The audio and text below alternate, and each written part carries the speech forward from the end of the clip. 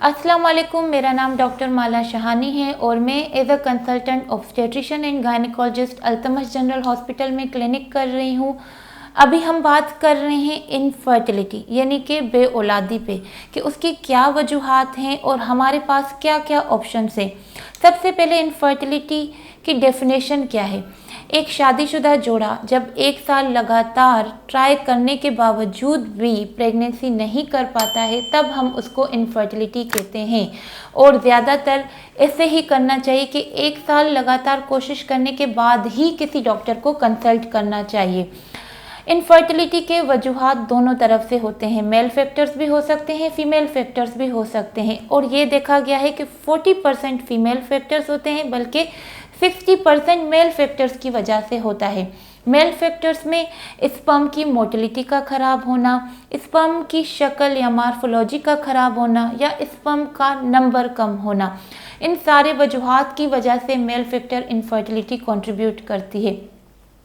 Female factor infertility, female के तरफ से जो भी इनफर्टिलिटी आती है वो मेजर 4 वजह होती है। या तो ओवरीज से होगा, या फिर आपके यूट्रस में प्रॉब्लम होगा, या फेलोपियन ट्यूब्स की वजह से, या फिर एंडोक्राइन सिस्टम यानी कि हार्मोन्स की वजह से।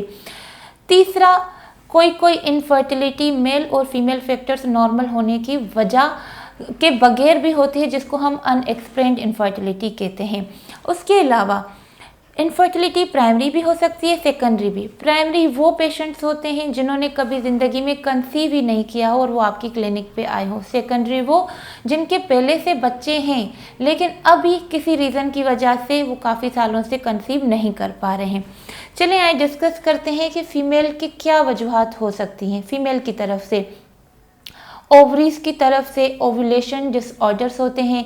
हर औरत में पीरियड्स के मिड में एक या दो अंडा मच्योर होते हैं जिसको हम फॉलिकल्स कहते हैं। वो मच्योर फॉलिकल जब स्पर्म से मिलता है तो एक बेबी बनता है। लेकिन due to so many reasons अगर वो फॉलिकल मच्योर नहीं हो रहा है तो प्रेगनेंसी नहीं हो सकती। जैसे कि पीसीओएस हो गया, जैसे कि प्री मैच्योर ओवेरियन फेलियर हो गया। वो मेनोपॉज जो औरत को 40 साल की उम्र से पहले हो जाए उसको प्री मैच्योर ओवेरियन फेलियर कहते हैं। या फिर एडवांस्ड एज, जैसे एक औरत की उम्र बढ़ती है तो अंडों की तादाद भी कम होती है, क्वालिटी भी कम होती जाती है और क्वांटिटी भी कम हो जाती है। इसकी वजह से भी प्रेगनेंसी अचीव करना मुश्किल हो जाता है। सेकंड नंबर पे फेलोपियन ट्यूब्स।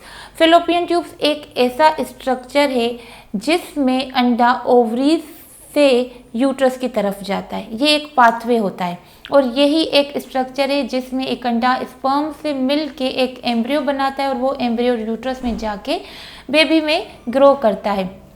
किसी भी वजह से इस फेलोपियन ट्यूब में कोई प्रॉब्लम हो, उसकी मूवमेंट में प्रॉब्लम हो, जैसे कि एंडोमेट्रियोसिस हो गया, या अगर उसमें इन्फेक्शन हो जाए, या फिर उसमें कोई ब्लॉकेज हो जाए, या फिर कोई कंजनाइटल ब्लॉकेज हो तो भी इनफर्टिलिटी होती है। थर्ड नंबर पे यूट्रस। यूट्रस एक ऐसा ऑर्गन है जहाँ पे बच्चा अपना घर बनाता है, जहाँ पे बच्चा ग्रो करता है।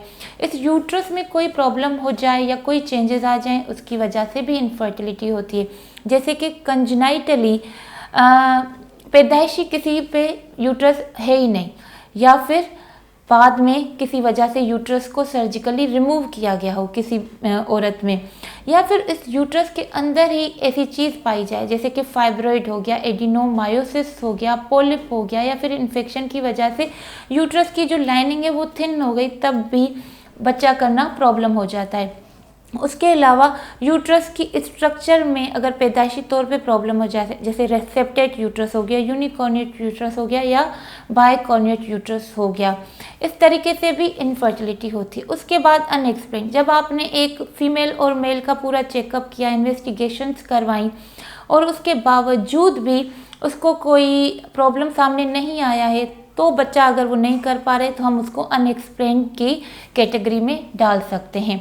हमारे पास इसको ट्रीट करने के बहुत सारे ऑप्शंस हैं, जैसे कि लाइफस्टाइल चेंजेस। अगर किसी को हार्मोनल इम्बैलेंस है, थायराइड है, प्रोलैक्टिन है, किसी भी वजह से नहीं हो रहा है तो उनको ट्रीट करके हम प्रेगनेंसी अचीव कर सकते हैं। उसके अलावा मेडिकली ऑप्शंस अवेलेबल हैं। सर्जिकली हमारे पास इंटरवेंशन अगर करते हैं तो IUI और IVF का अवेलेबल है।